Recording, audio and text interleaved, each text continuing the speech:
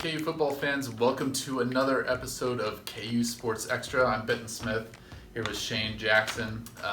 Matt Tate, unfortunately, was not here to see this incredible effort by Not sure why. the Jayhawks. I don't know. I guess he had something better to do. Yeah. But That's I get fine. my debut here on KU Sports Exactly. Extra. So. This is really your first KU Sports Extra? Yeah, this is a special KU Sports Extra. I know. Man, unbelievable. Well, welcome. Picked a big one. Yeah, Big clearly.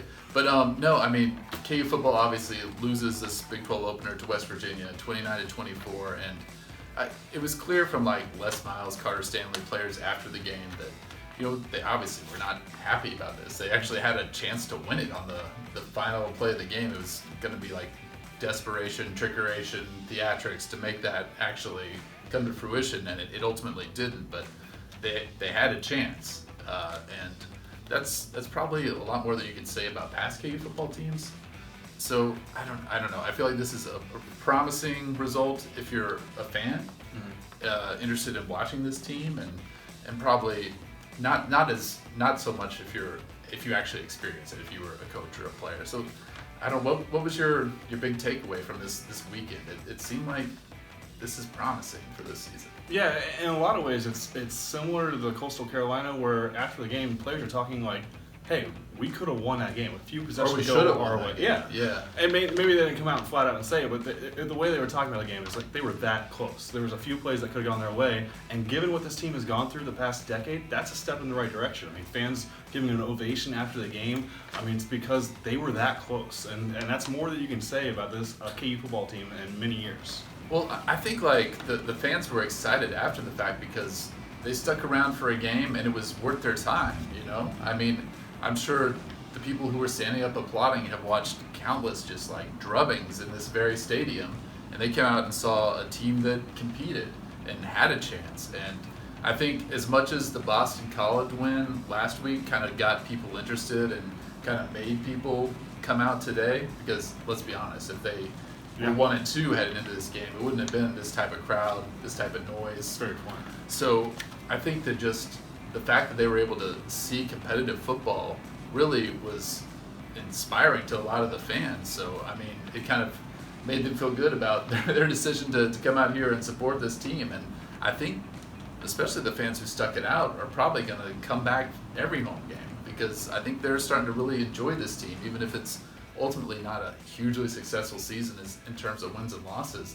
Seems like it's going to be a huge season in terms of progress. And that's really what the mindset should have been all year long. I mean, maybe the mindset changed a little bit when you see that Boston College performance and say, hey, maybe KU's going to win a game or two in Big 12 play. But really, I mean, this is a team that's young.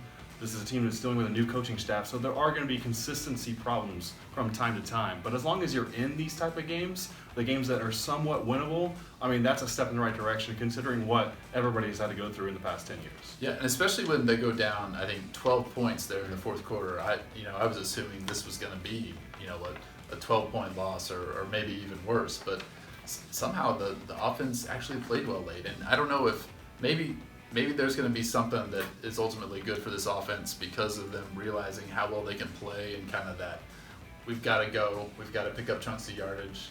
We saw that at the end of the Indiana State win, right? Yeah. They had to go get a score, and they had to go get multiple scores at this game, and that's when the offense kind of looked at its best.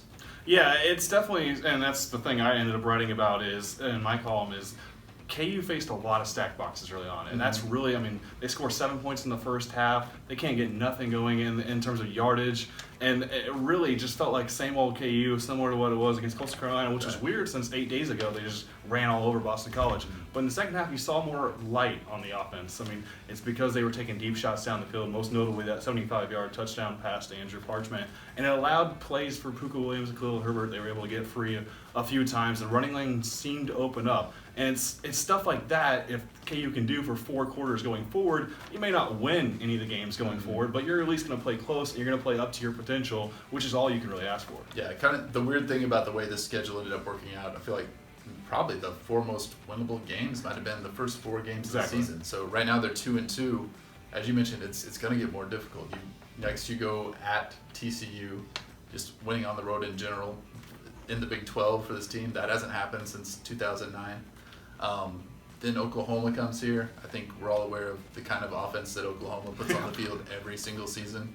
So, I mean, things are going to get tougher. So, I think that it's probably a good sign for this offense when you think about just like you should be competitive. Yeah. It looks like they're going to be able to be competitive, or at least way more competitive than what fans had grown accustomed to over the years. Yeah, especially with so many question marks. Really, the only thing you knew for certain going in was, hey, Hoop Williams is really good. You didn't know the starting quarterback situation. The wide receiver position was a question mark going in. But 4 games in, it feels like, hey, this offense has the pieces. They have playmakers. It's just a matter of putting players in the right position, which, given what we saw against Boston College, you feel more confident in the coaching staff being able to do that going forward. Yeah, and I think the players are kind of really, the farther the season goes, kind of the more empowered they're feeling about this season's potential. And I mean, like, when that onside kick doesn't go their way, when Jamal Horn gets flagged for the kick-catch interference, I mean, a lot of times if a play of that magnitude doesn't go your way, in the years past you might have seen KU just like throw in the towel, but the defense comes out and gets a stop. West Virginia has to kick a field goal. The next play is that 75-yard touchdown. Mm-hmm. You know, that seemed to kind of fire them up. So I think there were a lot of good signs despite the result. Any final thoughts before we wrap this thing up? Really, the defense. I mean, that defense deserves a ton of credit for what they did today. They had to play 85 plays out there. Wow. You could tell by the end that they were gassed. You know, a lot of players were a little bit coy about it. They said, no, it didn't really bother us as much. But, I mean, at the end, you could tell it was a big difference. I mean, that had to be one of the factors that led to KU ultimately losing that game. But the defense deserves a ton of credit for how they performed. They weren't put in a lot of good positions, especially early on, and then they just had to be on the field so much more. West Virginia had 15 more minutes time possession than KU. So defense, in that situation, they made the most of it, but you can't do that going forward. That's right. Well, for this episode of the KU Sports Extra, I almost called it KU Sports Hour. Wow. It's because you're not used to me being here. We're nowhere close to an hour. That's good news for the viewers. It's good news for us. It's good news for Braden, who's holding my phone recording this. But we'll talk to you again real soon. KU football moves to 2-2 overall, 0-1 in the Big 12, but some promising signs, I think.